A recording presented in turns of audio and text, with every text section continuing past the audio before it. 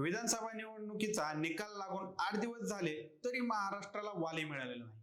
निवडणुकीपूर्वी आमच्यात कोणताही मतभेद नाही म्हणणारी महायुती आता मुख्यमंत्री पदावरून एकमेकांना मारतील का काय अशी परिस्थिती उपस्थित होण्याची शक्यता आहे. जरी एकनाथ शिंदे सांगत असतील की आमच्या महायुतीचं मस्त चाललंय, तरी देखील ते अंतर्गत नाराज आहेत हे जगजाहीर झालेलं आहे. महाराष्ट्रात भाजपाचा मुख्य चेहरा देवेंद्र फडणवीस हे असले तरी अमित शहा हेच महाराष्ट्रातील भाजप चालवतात हे अगदी नवख्या राजकारण्याला सुद्धा माहित आहे. त्यामुळे निकालानंतर महायुतीची पहिली मीटिंग ही दिल्लीमध्ये अमित शहा यांच्या उपस्थित झाली. नंतर एकनाथ शिंदे यांनी थेट आपलं गाव गाठलं. 1960 पासून 2019 पर्यंत कोणत्याही पक्षाला किंवा आघाडीला एवढ्या मोठ्या प्रमाणात बहुमत मिळालं नव्हतं. भाजप 132, एकनाथ शिंदे 57 आणि अजित पवार यांना 41 जागा मिळाल्या. महायुतीला बहुमत मिळूनही 8 दिवस झाले तरी सत्ता स्थापन झालेली नाही. अमित शहा यांनी नेमकं काय ठरवलं आहे हे कुणालाच अवगत नाही. फडणवीस असताना देखील अमित शहा यांना मुख्यमंत्री पदासाठी का विचार करावा लागतो, याच गोष्टी समजून घेऊया या व्हिडिओच्या माध्यमातून. नमस्कार, मी सनी आणि तुम्ही पाहताय दैनिक राज्य लोकतंत्र. विधानसभा निवडणुकीत महायुतीला भरभरून मते मिळाली, तर दुसरीकडे महाविकास आघाडीला राज्यात दारुण पराभव स्वीकारावा लागला. महायुतीला एवढे मोठे यश मिळेल असं महायुतीच्या नेत्यांना सुद्धा वाटलं नव्हतं.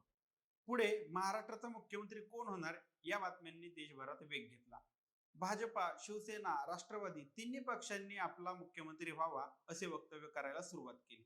पण अजित पवारांनी सुरुवातीलाच माघार घेतली. त्यामुळे आता दोन पर्याय राहिलेले होते.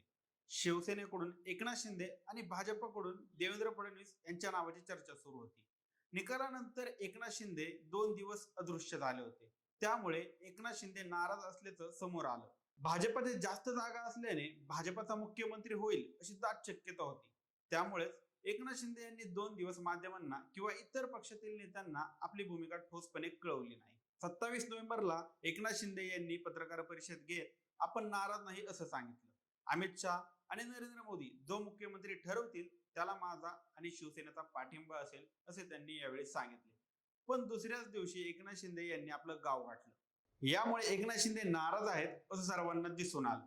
जरी गृहमंत्री पदाची चर्चा रंगली असली तरी एकनाथ शिंदे यांना मुख्यमंत्री पद भेटेल अशी त्यांना अजूनही अपेक्षा आहे. यामुळे गावावरून परतल्यानंतर 2 डिसेंबरला महायुतीची बैठक होण्याची शक्यता होती.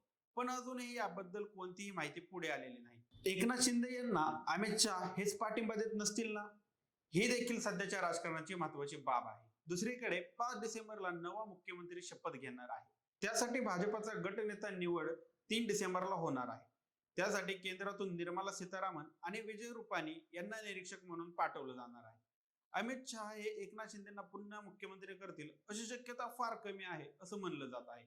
दुसरीकडे देवेंद्र फडणवीस जरी या शर्यतीचा भाग असले तरी राज्यातील जातीय राजकारणामुळे भाजपाचा मुख्यमंत्री पदाचा चेहरा बदलू शकतो असं सांगितलं जात आहे. त्यामुळे महाराष्ट्राचा मुख्यमंत्री अमित शहा आणि देवेंद्र फडणवीस ठरवतील तोच असणार आहे. मराठा चेहरा म्हणून अमित शहा एक नवीन चेहरा समोर घेऊन येतील असं देखील म्हणलं जात आहे. शेवटी काय तर एकनाथ शिंदे आणि देवेंद्र फडणवीस यांनी किती जरी जीवाचा आटापेटा केला तरी अमित शहा हेच महाराष्ट्राचा मुख्यमंत्री ठरवतील हे निश्चित आहे. त्यामुळे अमित शहा यांच्या डोक्यात नेमकं चाललंय काय याची उत्सुकता सगळ्यांनाच लागली आहे. तुम्हाला काय वाटतं, महाराष्ट्राचा मुख्यमंत्री कोण होईल? आम्हाला कमेंट करून नक्की कळवा. आणि जर राज्य लोकतंत्र चॅनलवर नवीन असाल तर चॅनलला सबस्क्राईब करायला विसरू नका.